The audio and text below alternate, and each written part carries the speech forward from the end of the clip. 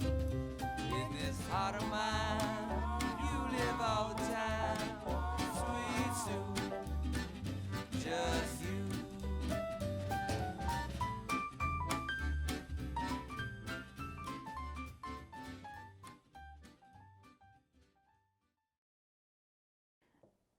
I'm not sure that it was Auburn so much as the little enclave within Auburn that I grew up in. From the time I was little, I was surrounded by people who only spoke Polish. And it's hard for me to separate out how much was religion, how much was the ethnicity, how much was the times, the general culture.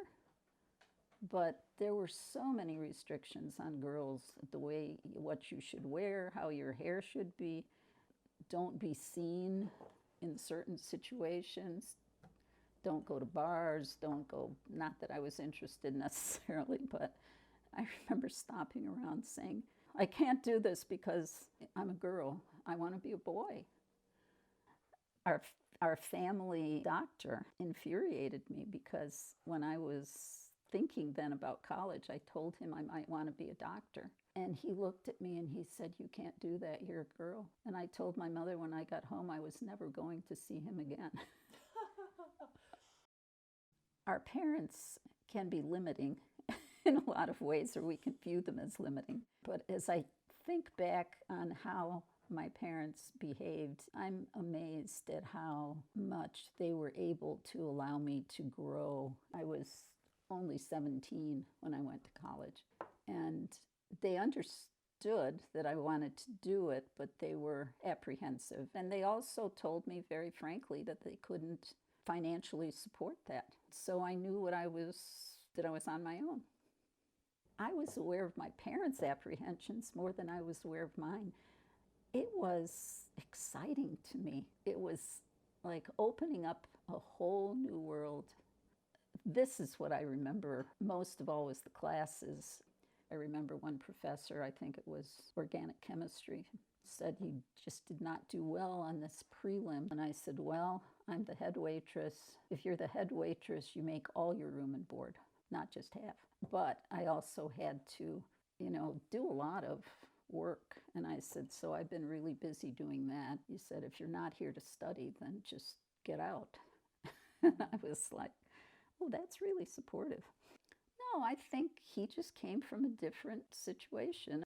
I ran into that a lot. There were a lot of people who didn't understand that some people were trying to make it through rather than, everything being paid for.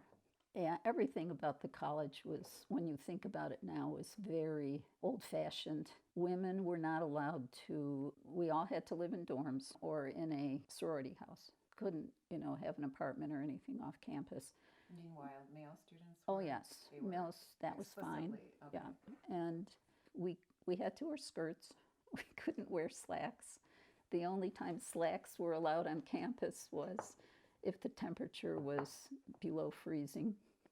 Because we had a curfew, we had to be into the dorm by 10 o'clock at night. We couldn't get books. You could take them out if they were on reserve for your classes, but you had to get them in the next morning. But we couldn't do that because the library closed at 11 and we had to be in at 10. We complained about that and got that straightened out by my sophomore or junior year. There were just a lot of those kinds of restrictions. And yet, I still remember having a lot of fun. I remember there was something called the Farm and Home Week that the College of Agriculture put on for the general community, and my mother came up to see what we were doing, and I was in a pathogenic bacteriology class then, and I was dealing with animals and inoculating them with varying pathogens and seeing the reaction. And I was so excited when I took her to see what I was doing. I think she got it. She understood how much I was getting from this experience. I understood then that she knew.